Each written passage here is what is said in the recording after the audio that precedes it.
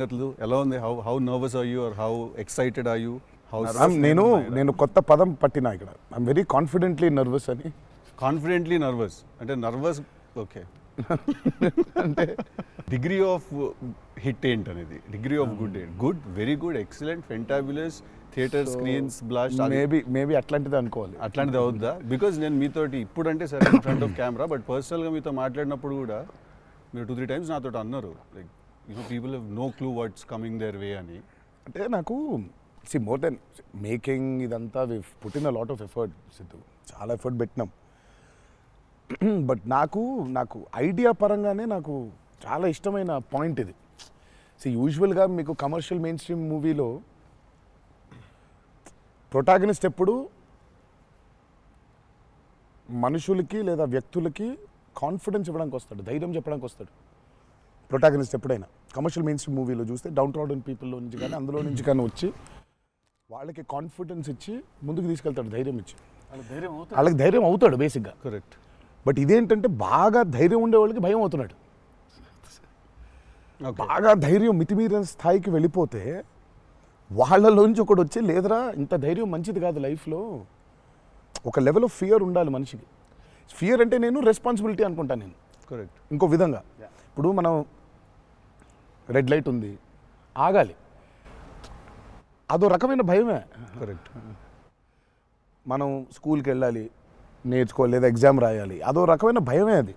So basically every person should have healthy respect towards fear. Okay. So correct.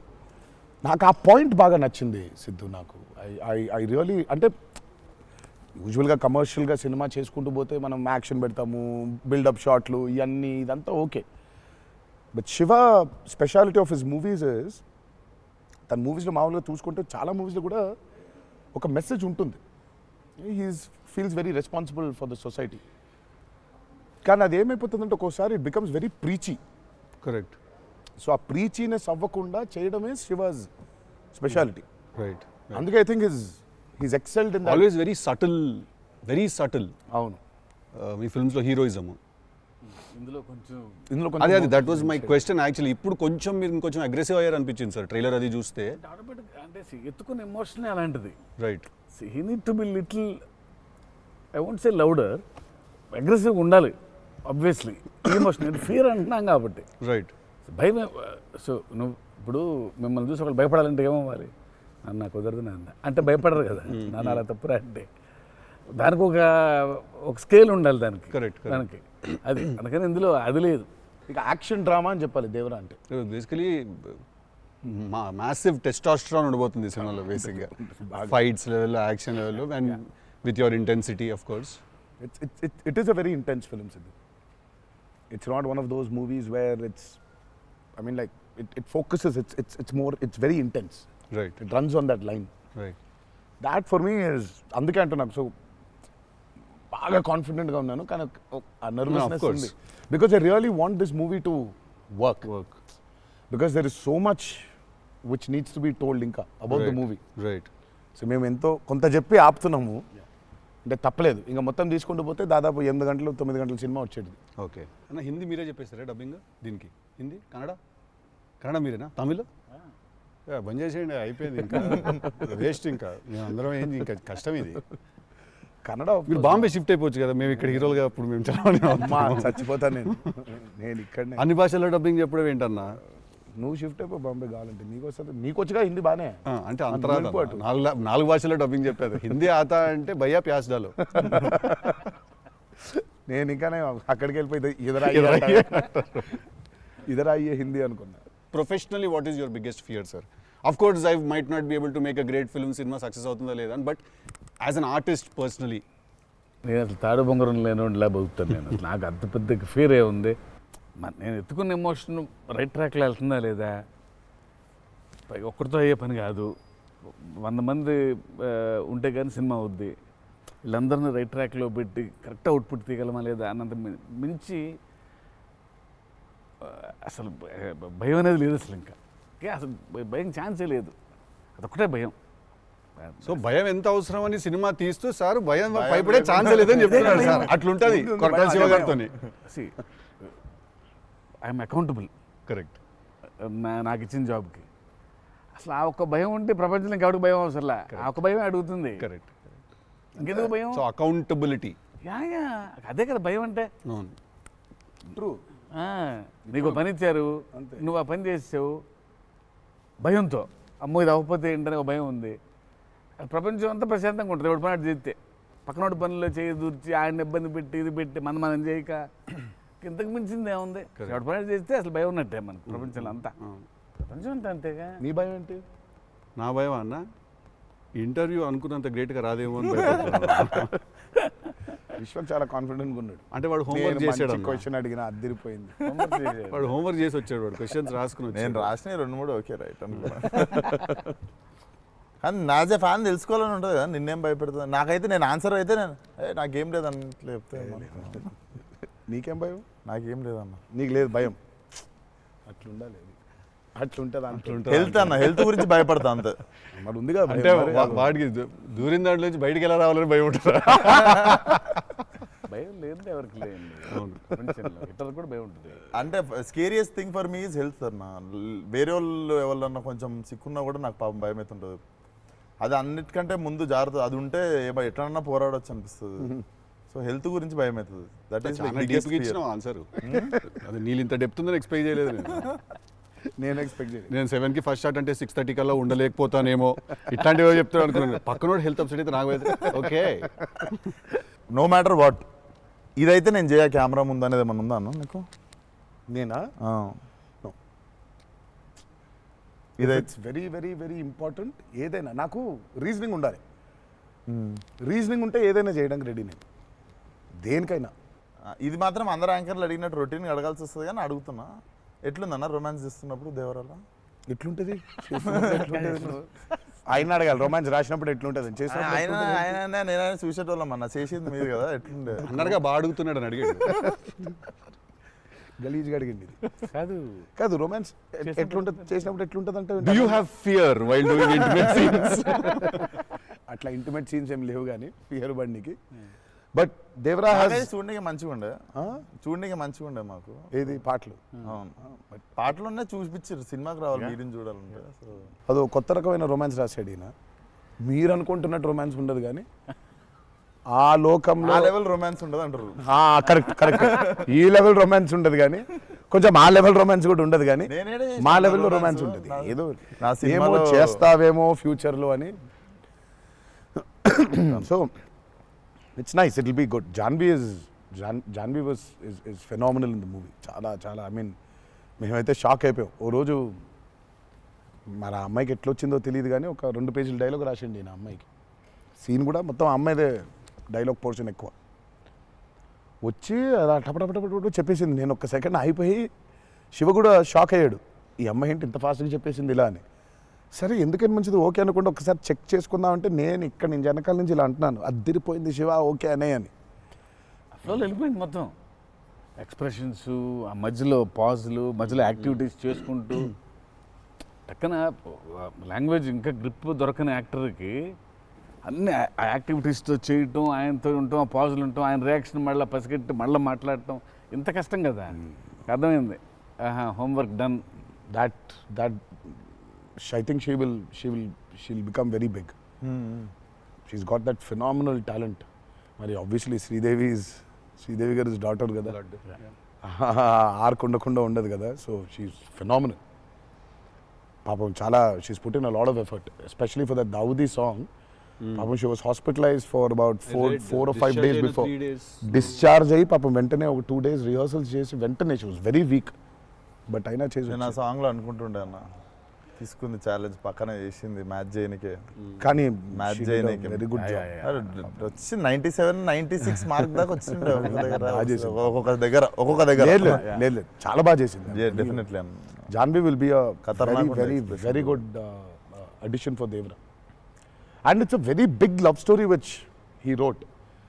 So obviously మీకు part 1లో కొంత కనపడుతుంది. Correct. దాని totality ఇంకో వేరే టర్న్ అనేది దాని అది మొత్తం ఇంకా పార్ట్ 2లో it's a very different thing all together. Sir మిమ్మల్ని అందరికంటే ఎక్కువ ఇబ్బంది పెట్టిన సీక్వెన్స్ ఏది సార్? నాకు తెలిసి ప్రతి సినిమాలో ఒక సీన్ రిటేట్ చేస్తుంది సార్. ఒక సీనో ఒక సీక్వెన్స్ ఏదో ఒకటి బాగా ఉంది. ఎక్కువ వర్క్ లాగుతూ ఉంటే మళ్ళీ ఒక సినిమాకి స్టార్టింగ్ మొదలవుతుంది ఇంకా ఎండ్ వరకు నాగ్ అవుతా ఉంటుంది ఒక సీన్ ఉంటుంది అది. ప్రతి సినిమాకి సినిమాకు ఉంటుంది. మాకట్లా మా ఆయుధ పూజ ఒక సీన్ ఉంటుంది. ఒక ఆయుధ మాకు ఆయుధ పూజ సాంగ్ ఉంది అట్లా సెటప్ అది సెటప్ ఇన్ ద ఫిల్మ్ చాలా కీ ఎపిసోడ్ అది. దాన్ని ఫస్ట్ షెడ్యూల్లో ప్లాన్ చేస్తే దాంతో గుమ్మడికాయ కొట్టాం. దాంతో గుమ్మడికాయ కొట్టాం. అబ్బా లాస్ట్ షాట్ దాంతో ఫిలిం సిటీలో వేసాం సెటప్ అది. వర్షాలు పడిపోయాయి, అందులో సీన్ ఉంది, అందులో సీన్ ఉంది, ఫైట్ ఉంది, సాంగ్ ఉంది. అది అక్కడ మొదలైతే ఇప్పుడు ఎండ్ అయింది. పైగా అందరు కాంబినేషన్లు రకరకాల అంటే సార్ ఇది లాజిస్టికలీ చెప్తున్నారు. నేను అంటే క్రియేటివ్గా బాగా సరిపోలేదు, మళ్ళీ రాయాలి, మళ్ళీ తీయాలి, మళ్ళీ రాయాలని అలా ఏదైనా ఇరిటేట్ చేసిందా మిమ్మల్ని? ఒక సీన్ ఆర్ ఒక సీక్వెన్స్ ఆర్ ఒక కుడ్ బి ఎనీథింగ్ అంతే అంత ఇబ్బంది పడింది కానీ షూట్ అప్పుడే కొంచెం టైర్డ్ అయింది. వాటర్ సీక్వెన్సెస్ అప్పుడు నా షాట్ బాగుండాలి, వాళ్ళ కంఫర్ట్ చూడాలి, వాటరు అనీవెన్గా ఉంటాయి, వేవ్స్, అందరు పోస్చర్స్ బాగుండాలి, సేఫ్టీ షాట్ పర్ఫెక్ట్గా రావాలి. పదే తీయలేం కదా అది. సో లక్కీ బోట్లు ఆ బోట్లు ఊగుతా ఉంటాయి కదా. కాదా సాబు గారు చూడండి, ద గ్రేటెస్ట్ ఇస్ అసలు why did you win so many national awards? ఎందుకంటే ఆయన బోట్లు ఏదైతే తయారు చేసిండో దేవరకి, అంటే మేము స్టూడియోలో ఒక 200 feet by 150 feet water tank వేసినాం. ఇట్స్ అబౌట్ 5.5 feet డెప్త్ పెట్టి బోట్లు ట్రావెల్ అవ్వడానికి, మేజర్ యాక్షన్స్ తీయడానికి అంతా. ఆయన ద బోట్స్ హీ మేడ్ నిజంగా సముద్రం తీసుకొని వెళ్ళిపోవచ్చు. Okay. So the original functional pure functional boats. So ఆయన చేసిన బోట్స్తో వీళ్ళని ఎక్కించాం. ఓకే. ఇప్పుడు ఒక 4 బోట్లు కావాలి.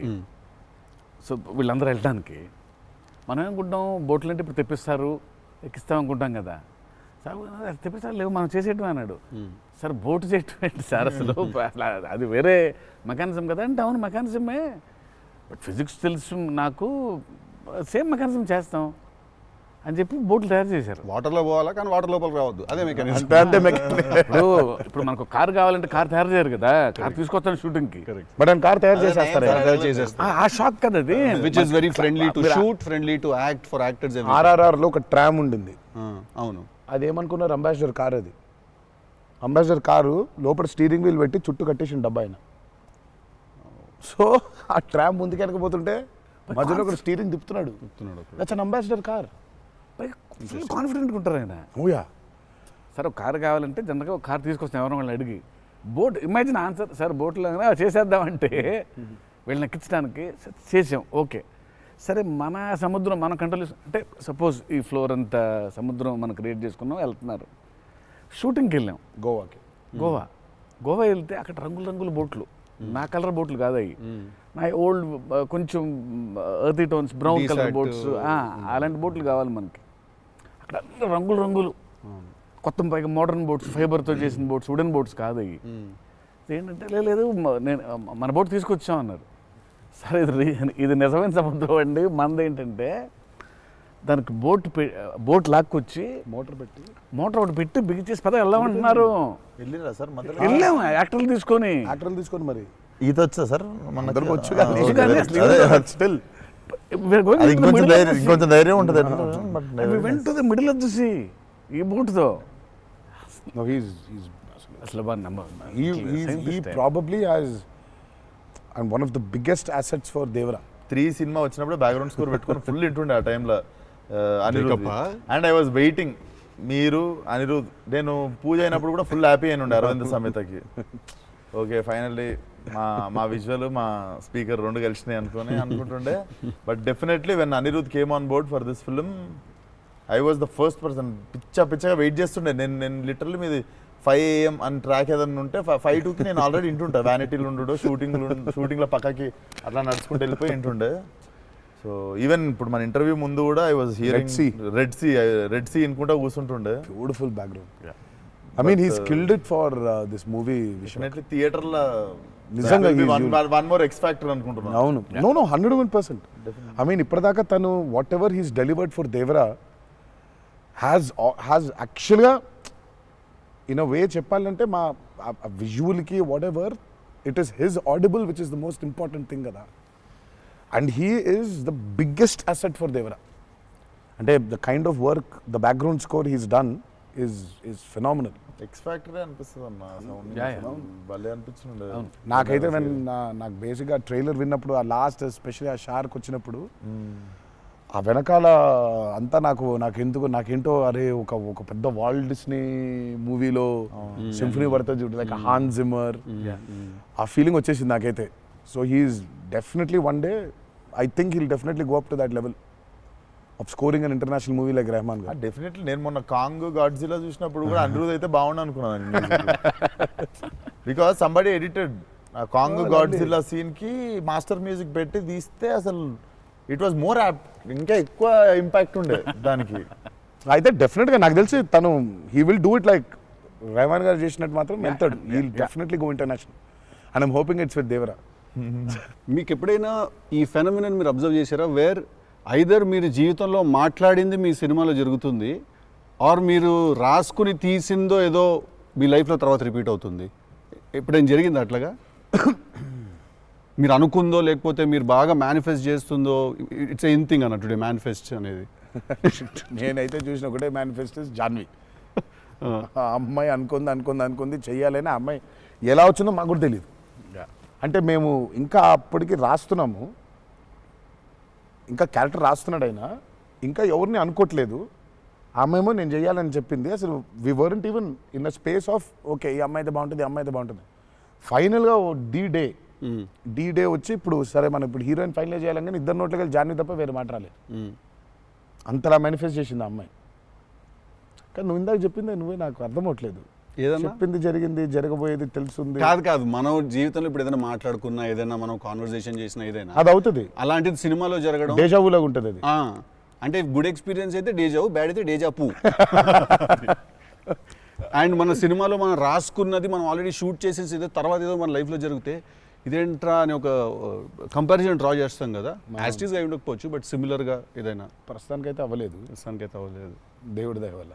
నీకైందా టిల్లు నీకైందా కృష్ణ అనేసి లీలా సీన్స్ టిల్లుడు గారు మనోడికి అవుతాయి ఇట్లాంటి అన్ని ఐటమ్ పనులు అన్నీ కదా. అదేలా నా పిలిచి మరీ ఇజ్జత్ తీయండి. నేనే మరి అన్నా నా విశ్వాసం. నేను ఎంత చాలా క్రియేటివ్ క్వశ్చన్స్ అడుగుతుంటాను. మనకన్నా వెళ్తే అలా బాడీ దొరకటాలు లేదు సార్, లేదు సార్. పాతి పెట్టడాలు లేదు సార్, లేదు. ముద్దు పెట్టడాల వరకు అయి ఉంటుంది. సెలవు దేవరా సరే కొంచెం దేవరా చేసిందంతా చేసి మళ్ళీ లాస్ట్కి దేవరా 27th September రిలీజ్. ఇంకేముందన్న చెప్పండి. బాగా కష్టపడిన సీక్వెన్స్ ఏది? మీరు బాగా ఇరిటేట్ అయిపోయి కోపం వచ్చి కష్టం కాదు కానీ ఇరిటేట్. షూటింగ్ నేను రాను ఇంకా నేను అదే చెప్పబోతుంటే మధ్యలో ఆపిండు. నీ మ్యాటర్లోకి వచ్చింది ఆయన. మేనిఫెస్టేషన్ ఆ మేనిఫెస్టేషన్ నువ్వు వచ్చినావు, మళ్ళీ ఆయన అక్కడి నుంచి ఎక్కడ డ్రై లైఫ్, నువ్వు హైలైట్ లైఫ్ డ్రై లైఫ్ లో వెళ్తుంది ఇక్కడ మొత్తం. అది అట్లా కాదు, కరెక్ట్. ఎక్కడ ఉన్నావు? గోవాలో ఫ్రస్ట్రేషన్ వచ్చేసి బీపీ పెరిగిపోయింది. నాకేందంటే అది నువ్వు అన్నావు కదా మేనిఫెస్టేషన్ ఇట్లాంటివి గలీజ్ పనులైనా అయితాయి నాకు. వేడి చచ్చిపోతున్నాము, సముద్రంలో అలా నవ్వుకుంటూ ఉండాలి, కానీ వేడి తొబ్బేస్తుంది. అంటే ఇంకా పైన అట్లా లిట్టలు కట్టుందంటే వర్షం, ఇక నిప్పుల వర్షం కురిపిస్తుంది సూర్యుడు పైకి. అట్లా కూర్చుని పక్కనే ఒక రూమ్ పెట్టిండ్రు, ఏసీ ఉంది అందులో. శివా పోతా, ఇంకా ఒక్క షాట్ అన్నా పోతా, నేను చచ్చిపోయేలా ఉన్నాను, నేను నాకు ఒక్క సెకండ్ నిజంగా ఇంకా అబ్బాయి ప్రంతి పిల్లలు ఏమైపోయింది, నా జీవితం ఏంది, నేను చచ్చిపోతానా అని అయిపోయింది. ఓకే అన్నారు. ఇక అక్కడే లుంగి ఇట్లా తీసి, అఫ్కోర్స్ షార్ట్స్ ఉన్నాయి, ఆ షార్ట్స్తో పరిగెత్తిన లోపలికి పరిగెత్తి వెళ్ళి తలుపు అట్లా వేసుకోగానే ఒక్క సెకండ్ చల్లగా ఉండింది. బతికినాన్రా అని చెప్పి ఆ తలుపు వేసి అట్లా బెడ్ మీద అలా పడ్డాను, కరెంట్ పోయింది. సారీ నవ్వద్దు, నీ కష్టం పగవాడికి కూడా రాకూడదు, మీకు కూడా రావద్దు. నిజంగా నాకు కరెంట్ పోయి నేను ఇంకా ఫోను, అమ్మ కరెంట్ పోయింది, ఇంటి దగ్గర జనరేటర్ లేదా, దరిద్రం చూడు. కరెక్ట్గా ఆ రోజే నిన్న ఆడు జనరేటర్ పాడైపోయింది. ఇప్పుడు బయటికి వెళ్తే ఒక టార్చర్, లోపల ఉంటేమో అవన్ అయిపోయింది ఇది. ఇక ఇప్పుడు నేను లోపల, ఇప్పుడు బయట ఒక చికెన్ లాగా ఫ్రై అయిపోవాలా, తందూరు అవ్వాలా, లేకపోతే లోపల ఇడ్లీ లాగా స్టీమ్ అవ్వాలా. ఈ మీమాంసలో సౌత్ ఇండియన్ ఇంకా ఏంటో ఇంకా ఇది ఇంకా అసలు నా వల్ల ఒక బనీని చింపేద్దాం అనుకున్నా, అసలు నాకేం అర్థం అవట్లేదు. ఎందుకు జరుగుతుంది ఇట్లా ఎందుకు Why? ఎందుకు ఇలా జరుగుతుంది అసలు? నేనేం పాపం చేశాను? ఇలా జరుగుతుంటే ఒక అరగంట పోయింది, 40 నిమిషాలకి కరెంట్ వచ్చింది. 40 నిమిషాలకి కరెంట్ వచ్చింది, షార్ట్ రెడీ అన్నారు. సరే ఇప్పుడు ఇప్పుడు ఇప్పుడు నేను చెప్తా, ఇంకా అవ్వలేదు. ఇప్పుడు ఇది ఎంతసేపు అవుద్ది వేడి, ఇది చల్లబడాలి కదా, ఇది చల్లబడేలోపు టైం లేదు. ఇది చల్లబడాలంటే ఆ రూము ఆ పర్టికులర్ మూమెంట్లో ఈజీగా 15-20 నిమిషాలు పడుతుంది. ఈలోపు షార్ట్ రెడీ అన్నారు. సరే షార్ట్ రెడీ కదా అని చెప్పి మూసిన కర్టన్ ఇట్లా తెరిచిన.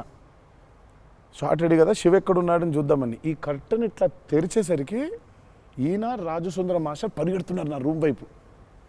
నాకు అర్థం కావట్లేదు వీళ్ళు దేనికి ఇట్లా పరిగెడుతున్నారని. అక్కడ చల్లగా ఉంది వద్దాం ఏమన్నా. వచ్చిన తర్వాత చూస్తే అప్పుడు ఆయన చెప్తాడు స్టోరీ ఏంటో. సార్ మాది వేరే, అందరం కలిసి భోజనం చేస్తున్నాం, ఆ చెమటలతోనే ఇది అయింది, కరెంట్ లేదు, బయట కాలిపోతుంది, టెంట్లో కూడా బ్లాక్ క్లాత్ టెంట్లు అయ్యి తగులుతుంది, అసలు వేడి ఇటు నుంచి వస్తుంది. అబ్బా అలా ఉంది. మాదేంటి హీరో రూము, ఏసీ కట్టెలు వేసి ఉన్నాయి, లోపల జరిగే టార్చర్ ఇలాగా ఉందేమో అనుకుంటున్నారు మీరు అక్కడ. ఆ చిన్న దూరితే ఏదో అని. సరే కాసేపు రిలాక్స్ అవుతున్నారేమో, కట్టెలు వేసి ఉన్నాయి, ఇప్పుడు వెళ్ళి డోర్లు కొట్టి మరి తుఫాన్ వచ్చినట్టు బయట బాగోదులే అనే ఫీలింగ్లో ఉంటే వీళ్ళిద్దరు అట్లా వెయిటింగ్, ఇట్లా ఇద్దరు అలా వెయిటింగ్, కర్టెన్ ఎప్పుడు తెరుస్తాడా వెళ్ళిపోతానే అర్థమైంది. చిన్న ఉన్నారు, చూస్తున్నారు మనల్ని, పరిగెత్తుదాం లోపలికి ఏసీ కోసమని. వచ్చాడు ఎక్కడికన్నా చచ్చిపోతున్నా అన్న, అయిపో అవ్వట్లేదండి, ఇక్కడ కూడా అట్లాగింది పరిస్థితి, ఏం పెద్ద లేదు, రండి రండి ఇదే ఇంకా వేడిగా ఉంది అన్నట్టు. ఐ థింక్ మనం ఆ పేపర్ మీద రాసుకుని సెట్కి వెళ్ళి కెమెరా అంతా పెట్టిన తర్వాత కూడా we are all waiting to stumble upon one moment of honesty in that take. నా journey it's the same thing every day for every movie. మీకే తెలియదు మీరు అలా చేస్తారని? తెలీదు. అక్కడ కరెక్ట్గా వెళ్ళే ముందు ఒకటేదో దొరుకుద్ది. కరెక్ట్. ఇప్పుడు మామూలుగా దేవరాలు ఉంది, వర ఎలా ఉండాలో ఒక ఐడియా ఉంది, ఇప్పుడు దేవర ఎలా ఉండాలో దొరకట్లేదు నాకు.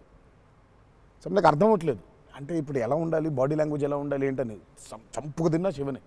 కాచివా ఏం శివ నాకేం అర్థం అవ్వట్లేదు, ఏదో ఒకటి చెప్పంటే అబ్బా మీకు వచ్చేస్తుందిలే నిలిపాడు. రావడం ఏంటి, కాదు శివ ఏదో ఒకటి నాకేం అర్థం అవ్వట్లేదు, దేవర ఏంటి, ఇప్పుడు వాడు ఎట్లుండాలి, వాడు మూడ్ సెట్ ఏంటి, వాడు మైండ్ సెట్ ఎట్లున్నాడు, ఎట్లా నడవాలి, ఎట్లా నిల్చోవాలి ఏంటి, చాలా కంపోజ్గా ఉండాలా, మరీ ఓవర్ కంపోజ్గా ఉండాలా, లేకపోతే అగ్రెసివ్గా ఉండాలా, నాకేం అర్థం అవ్వట్లేదు. ఫైనల్గా I just felt that okay ఇప్పుడు నేను I don't know, I just place Abhay or Bhargav there. Scene ఏంటంటే కొడుకుతో సీన్ ఉంది అక్కడ, ఇప్పుడు నేను ఎట్లుండాలి అనేది నాకు అర్థం అవ్వట్లేదు. సో ఇమ్మీడియట్గా I just felt that okay అసలు ఇది అంతా కాదు, దేవరాజ్ అ ఫాదర్ కదా, ఆ ఫాదర్ ఇన్స్టింక్ట్ తెచ్చేయి ఫస్ట్. రైట్. కొడుకుతో ఎట్లుంటున్నాడో తెలిస్తే సమాజంతో ఎట్లుంటున్నాడో అర్థమైపోతుంది. కరెక్ట్. అలా దొరికింది. బట్ ప్రతిసారి అదే కాదు. వన్ ఆఫ్ ద మోస్ట్ ఇంటెన్సా దేవరా క్యారెక్టర్ ఫాదర్ది.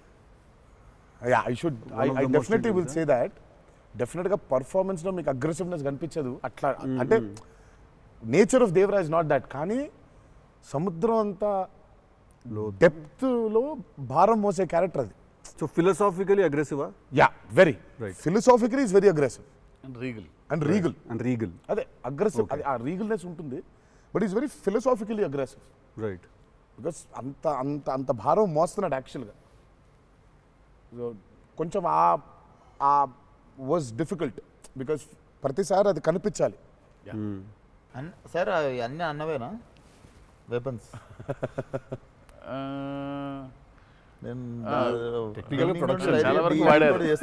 టెక్నికల్గా ప్రొడక్షన్ ఆబ్వియస్లీ ఈ చివరిది ఆయనదే, మిగిలిన కూడా వాడేశారు. అది సైఫ్ గారిదా సార్? అది అసలు అందరూ ఉన్నాయి అందులో, అందరూ ఆయుధాలు ఉన్నాయి దీంట్లో. ఈ ఆయుధాలు నేను సంగతి నేను ఇప్పుడే ఆయుధ పూజ నాకు చాలా కనెక్ట్ అవుతున్నాయి సార్. అన్ని ఆయుధాలేక వి ఆయుధం అన్ని ఆయన ఆయుధం. ఎందుకంటే వీళ్ళు ఆయన క్యారెక్టర్స్ రాసినప్పుడు అసలు ఈ వరల్డ్లో ఉండే మనుషులు ఎట్లుంటారంటే there is no deity worship. Deity worship లేదు. రైట్. వాళ్ళు పూజించేది వాళ్ళ ఆయుధాలని. So they worship their weapons which are coming from తరతరాల నుంచి వచ్చే ఆయుధాలని పూజిస్తారు వాళ్ళు. సో డైటీ వర్షిప్ లేదు వాళ్ళకి. ఓహో, ఓకే. ఆయుధాలే ఒక కులం లేదు వాళ్ళకి, ఒక మతం లేదు, అసలు భయం అసలే లేదు. అదే ట్రైలర్లో రాసింది. అంటే బట్ అసలు సో అందుకే వాళ్ళ weapons are very very very important. Why is it so important అనేది వీళ్ళు యాక్చువల్లీ ప్రాబబ్లీ సినిమా చూసినప్పుడు ఆ ఎండ్కి ఒక డైలాగ్ ఉంటుంది. ఆ డైలాగ్లో కూడా దాన్ని బాగా ప్రొఫిస్కేట్ చేశారు, చాలా ఇంపార్టెన్స్ క్రియేట్ చేశారు దానికి, ఆయుధ పూజ అనే దానికి. ఇక పొద్దున్న లేస్తే ఆయుధాలను పూజించి ఆయుధాలు వాడే వాళ్ళకి ఇక ఏం భయం ఉంటుంది? చేతిలో ఒక ఆయుధం పెట్టుకుని వాళ్ళు భయపడరు కదా, ఆయనే ఒక ఆయుధం వాళ్ళగా. కరెక్ట్. ఇప్పుడు కార్పెంటరీ చేసే వర్కర్స్కి ఆ కార్పెంటరీ టూల్సే దేవుళ్ళ లెక్క. కరెక్ట్.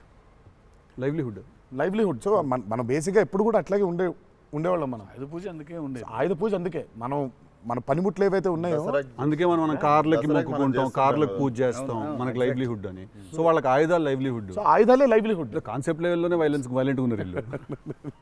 ఎగ్జాక్ట్లీ. నాకు తెలిసి ఆయనకు తెలిసినట్టు పాజెస్ని వాడడం sir. He uses pauses like బ్రిలియంట్గా వాడతారు. ఎక్కడ మామూలుగా డైలాగ్ తర్వాత డైలాగ్ చెప్పాలి అన్నది ఒకటి మైండ్లో ఉండి చెప్పుకుంటూ వెళ్ళిపోతుంటారు. బట్ నేను ఇంతసేపు కొంతసేపు ఏం చెప్పాను నేను అని చెప్పి పాజెస్ చాలా బాగా వాడతారు అన్న మీరు. రియల్లీ